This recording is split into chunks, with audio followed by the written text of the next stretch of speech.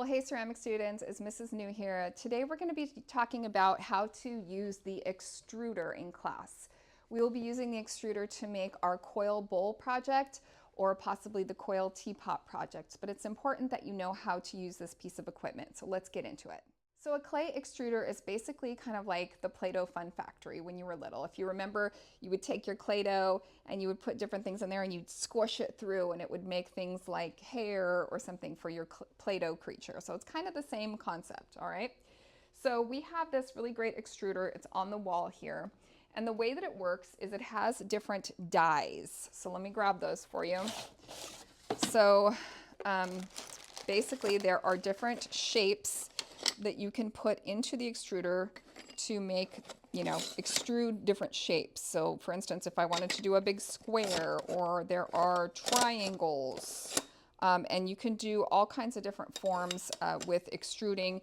For our purposes, we're just going to be making coils. So all we need are the small round die that looks like this.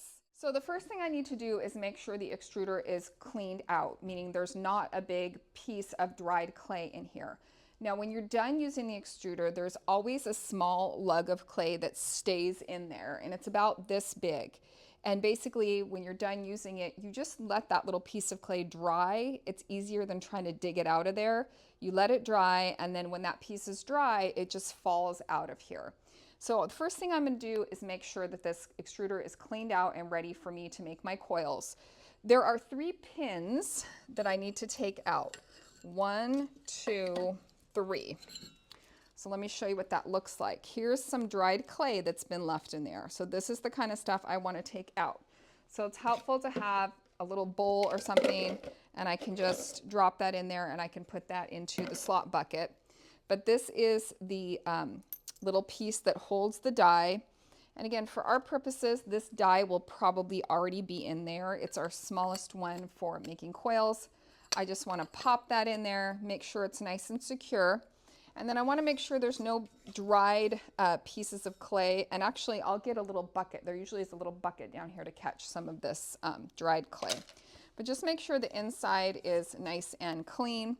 I've got my die in there, and so now I can put this back together. So I'm just going to pop those little pegs back in here. And now I'm ready to add my clay.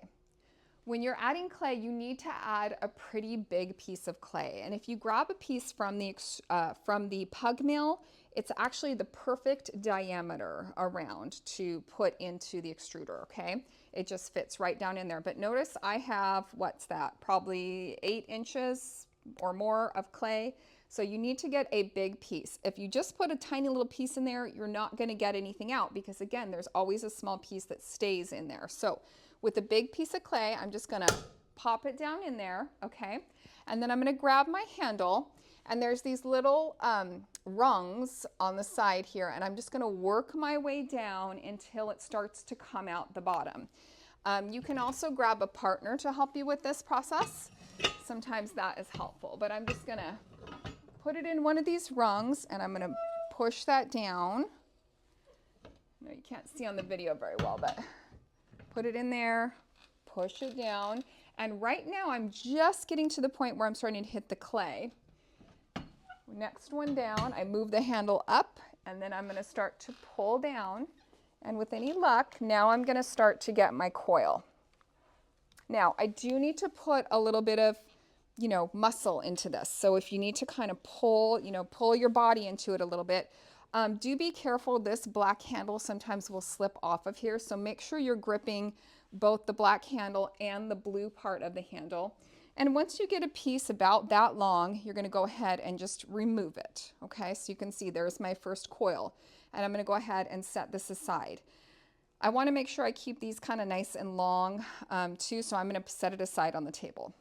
Sometimes when you're extruding, you can hit an air pocket, and if that happens, it kind of makes like a pooping sound or like a farting sound. I know it's weird, but and then sometimes your coil can fall to the floor. If you can retrieve the coil and use it, that's great, but sometimes it gets dried clay on it and you can't use it. But just go kind of slow and use a nice wedged big piece of clay, and that will prevent that air pocket thing from happening. But I still have one more rung here, so I know I can get a little bit more. And actually, if I just go all the way down there, that's it. Okay, that's as far as it will go. So you can see, even though I had that big piece of clay, all I got was about 2 coils to use. Now, I don't need all of this for my bowl. You know, I'm gonna do different things with it, but that's how much I was able to get from that big piece of clay. So when I'm done extruding my coils, it's important that I leave the extruder ready for the next student who might be using it. And what I need to do is take this handle out. This is also a safety thing. I don't want someone to come by here and bang their head on this. So the way to get the handle out is to basically back it up. So I'm gonna push this up, go out and into the next rung, up, out into the next rung, up, until I can just maybe kind of lift and wiggle this just a little bit and pull it out, okay? So now I'm gonna grab any of this extra clay, and this can be recycled today. It's still nice and soft, or I can use it for my next set that I'm gonna extrude. And then I'm gonna hang the handle up on the hook, and then it's ready for the next student to use. So please don't ever leave the handle in here. Please go ahead and back it out. Also, when you're done extruding your clay and you've hung up your handle, there is going to be, like I said, a small pad of clay in there. Please don't worry about taking that out. Just leave it in there. It'll be fine. But if you are the first student using the extruder for the day, that's why it's really important that you check and see if there's dried clay in here, because if there's a chunk of dried clay in here and you put in a nice soft piece and try to extrude it, you can basically break the extruder, and that has happened. That's why our extruder is a little, it's a little funky. But yeah, so just make sure there's no dried clay in there, but when you're done using it, that little piece of clay will just dry in there, and then the next class, it'll just fall right out. All right, guys, well, that's the basics of using the extruder. Please go ahead and, pair up. Sometimes it's nice to have one person doing the handle, the other person kind of catching the clay as it comes out. So grab a clay buddy and work on making some coils for your coil bowl.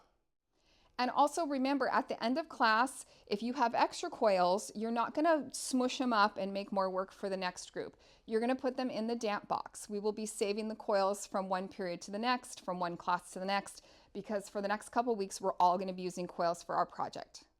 And conversely, when you come in the beginning of class, go ahead and check the damp box and see if there's any usable coils that you can use first before extruding more coils. So I hope this video was helpful. Please let me know if you have any questions as we go through the coil project, and I'll see you guys later. Bye.